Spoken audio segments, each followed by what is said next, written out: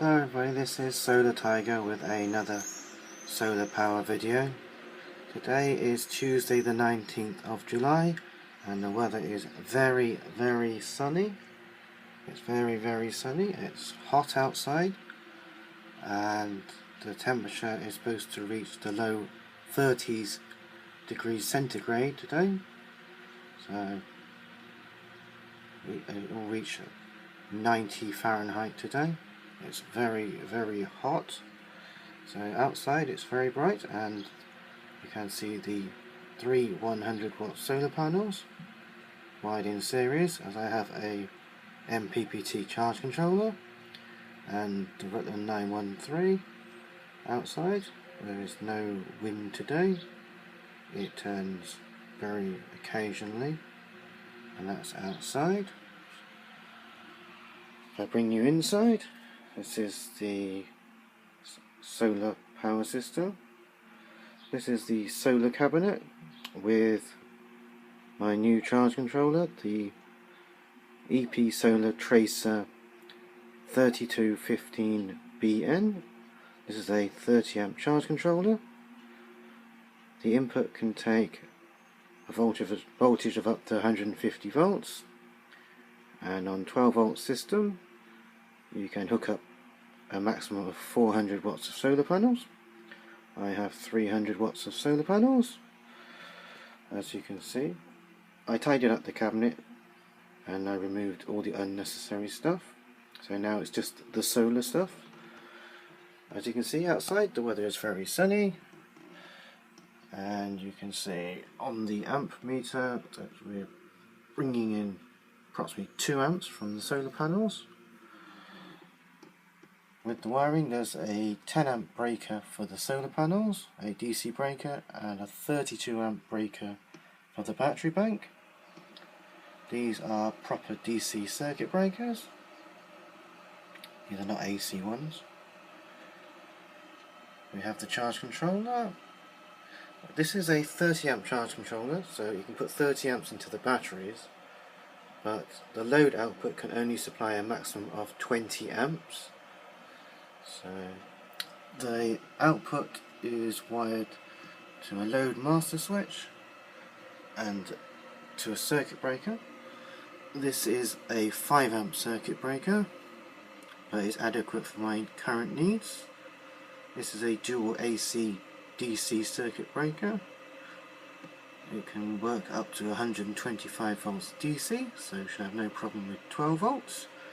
And it feeds to a fuse block, where the highest fuse is 5 amps, but I don't actually have anything that draws 5 amps, so that's all fine. And then we go to the load output. The load circuits are 4 circuits, one for my workbench, one for the wireless internet router in the other room, and the LED lights and the USB sockets by the bedside. I tidied up some wiring here. This used to be a bundle of wires, which I now covered up with some pipe insulation. Makes it all look nice and neat. And then we come to the battery box, as you have seen before. Just try and make some more light. We have the 3 100 amp hour deep cycle batteries. These are sealed AGM batteries. We have 1, 2, 3. These are Leoc AGM batteries, 100 amp hours each.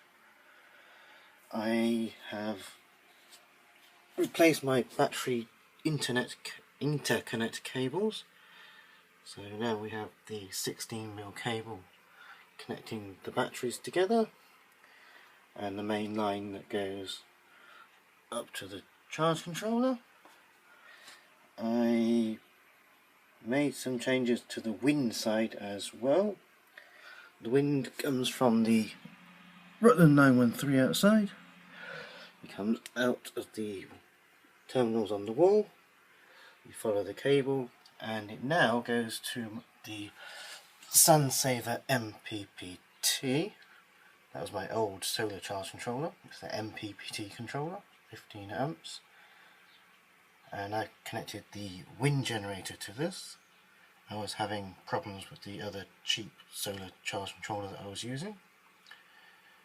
And the battery cables, the blue and yellow, are connected on this side. We're connected to the load side of the shunt, so that's that, and the positive goes over here. Now I've used alligator clips on these leads, and there's an inline fuse, because I want to be able to use the wind to not only charge the main bank but also to charge my other spare battery. It's a platinum AGM battery, 100 amp hours.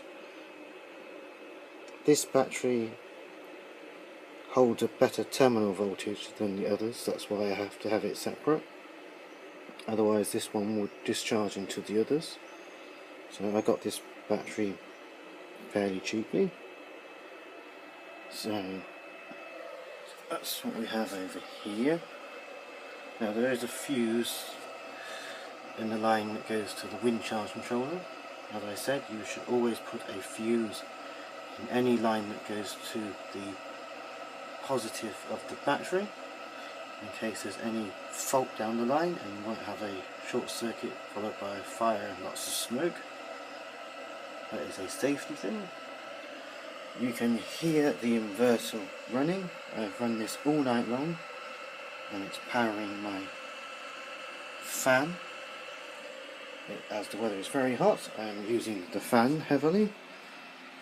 This is a 25 watt 2-speed mains powered fan, run from the 300 watt pure sine wave inverter. It runs without any problem. The inverter is down here. This is a cheapo Chinese one that I bought from eBay.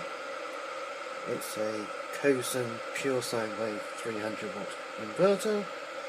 It's a 12 volt inverter.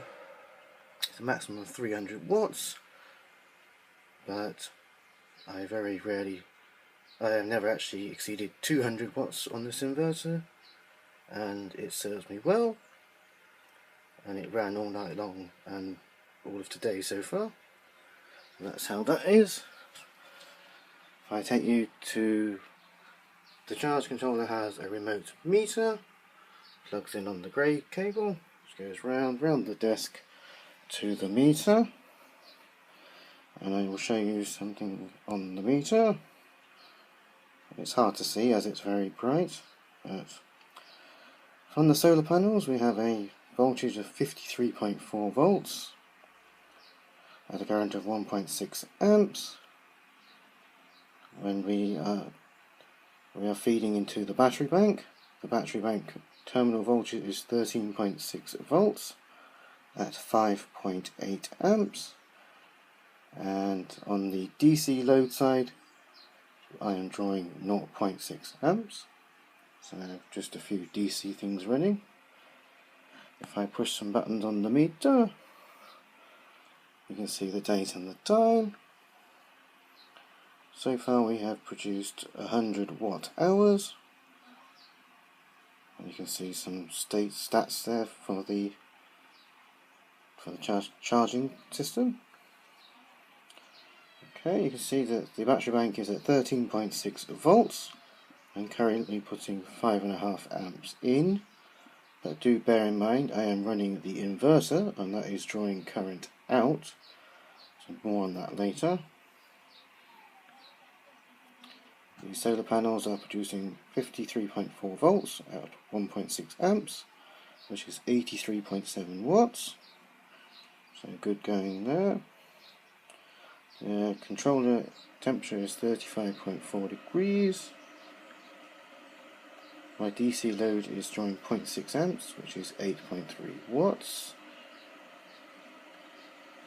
And that's how that works.